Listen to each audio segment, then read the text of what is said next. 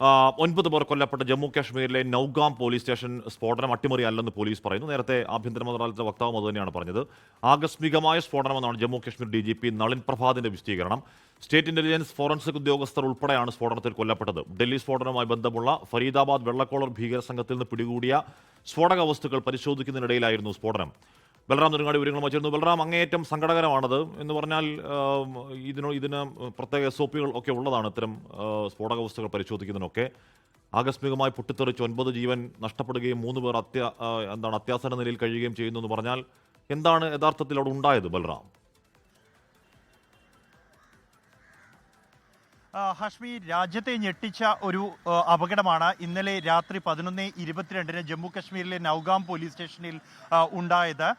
ഈ ഡൽഹി സ്ഫോടനവുമായി ബന്ധമുള്ള white collar ഭീകര സംഘത്തിൽ നിന്നും ഫരീദാബാദിലെ മുറിയിൽ വെച്ച് പിടികൂടിയ വൻ ശേഖരം, സ്ഫോടക വസ്തു ശേഖരം, ഏതാണ്ട് 300 കിലോയോളം തൂക്കം വരുന്ന അമോണിയം നൈട്രേറ്റ് ജമ്മു കശ്മീരിലെ നൌഗാം പോലീസ് സ്റ്റേഷനിൽ എത്തിച്ചിരുന്നു. അവിടെ വെച്ച് കൂടുതൽ പരിശോധനയ്ക്കായി ഈ സ്ഫോടക വസ്തുവിൽ നിന്നും സാമ്പിളുകൾ ശേഖരിക്കുന്നതിനിടെയാണ് ഈ പൊട്ടിത്തെറി ഉണ്ടായത് എന്നാണ് ജമ്മു കശ്മീർ DGP നളിൻ പ്രഭാത് നൽകുന്ന വിശദീകരണം. കൂടുതൽ വിശദമായ പരിശോധന ഈ സാമ്പിളുകളിൽ ആവശ്യമാണ്. അതുകൊണ്ട് തന്നെ ഈ ജമ്മു കശ്മീർ പോലീസിലെ സ്റ്റേറ്റ് ഇൻവെസ്റ്റിഗേഷൻ ഏജൻസി ഉദ്യോഗസ്ഥൻ, കൂടാതെ ഫോറൻസിക് വിദഗ്ധർ, ഫോട്ടോഗ്രാഫർമാർ, റവന്യൂ ഉദ്യോഗസ്ഥർ എന്നിവരടക്കമുള്ള സംഘം ഇത് പരിശോധന നടത്തുകയായിരുന്നു. ആ ഒരു ഘട്ടത്തിലാണ് പൊട്ടിത്തെറി ഉണ്ടായത്. വൻ പൊട്ടിത്തെറി തന്നെയായിരുന്നു. ഏതാണ്ട് 30 കിലോമീറ്റർ അകലെ പോലും ഇതിന്റെ ശബ്ദം കേട്ടിരുന്നു എന്നാണ് ദൃക്സാക്ഷികൾ അറിയിക്കുന്നത്. ഈ സ്ഫോടനത്തിലാണ് 9 പേർ കൊല്ലപ്പെട്ടിരിക്കുന്നത്. ഒരു SAI ഉദ്യോഗസ്ഥൻ, സ്റ്റേറ്റ് ഇൻവെസ്റ്റിഗേഷൻ ഏജൻസി ഉദ്യോഗസ്ഥനും 3 നാഷണൽ ഫോറൻസിക് സയൻസ് ലബോറട്ടറിയിലെ വിദഗ്ധരും, 2 ഫോട്ടോഗ്രാഫർമാരും, 2 റവന്യൂ ഉദ്യോഗസ്ഥരും, ഒരു തയ്യൽക്കാരനുമാണ് ഉൾപ്പെട്ടിട്ടുള്ളത്. ഇതുകൂടാതെ പരിക്കേറ്റ 27 പേർ ചികിത്സയിലാണ്. ഇതിൽ 3 പേരുടെ നില അതീവ ഗുരുതരമാണ്. ഷേറി കശ്മീർ മെഡിക്കൽ കോളേജിലും ഒപ്പം തന്നെ ബേസ് സൈനിക ആശുപത്രിയിലുമായാണ് ഇവരെ പ്രവേശിപ്പിച്ചിരിക്കുന്നത്. ഇവരുടെ വിദഗ്ധ ചികിത്സ ഉറപ്പാക്കാനുള്ള നടപടികൾ സ്വീകരിച്ചതായി അധികൃതർ അറിയിക്കുന്നു.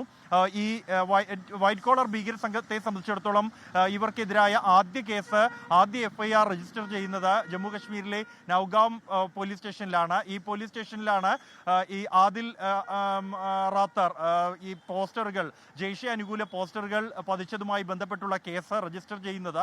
ഇതിനെ തുടർന്ന് നടത്തിയ അന്വേഷണത്തിലാണ് ഫരീദാബാദിലെ ഡോക്ടർമാർ ഉൾപ്പെട്ട ഭീകരവാദ ശൃംഖലയെ പിടികൂടുന്നതും അവർ താമസിച്ചിരുന്ന മുറികളിൽ നിന്നും ഏതാണ്ട് 2900 കിലോയോളം സ്ഫോടക വസ്തുക്കളാണ്. അങ്ങേയറ്റം സ്ഫോടക ശേഷി ഉള്ളതാണ് എന്ന് എല്ലാവർക്കും അറിയാവുന്നതാണ്.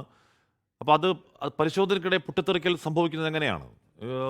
അത് പൊട്ടിത്തെറിക്കാതിരിക്കാനുള്ള രീതികൾ നോക്കിയിട്ടല്ലേ പരിശോധനയൊക്കെ നടത്തൂ? അത് കാര്യം ഡേഞ്ചറസ് ആണെന്ന് എല്ലാവർക്കും അറിയാവുന്ന കാര്യമുള്ളൂ, നമുക്കറിയാവുന്നതാണ്. പ്രത്യേകിച്ച് അന്വേഷണ സംഘത്തിനൊക്കെ അതിനേക്കാൾ കൂടുതൽ ഏത് രീതിയിൽ ശാസ്ത്രീയമായി കൈകാര്യം ചെയ്യണമെന്ന് അറിയാത്തവരല്ല ബൽറാം.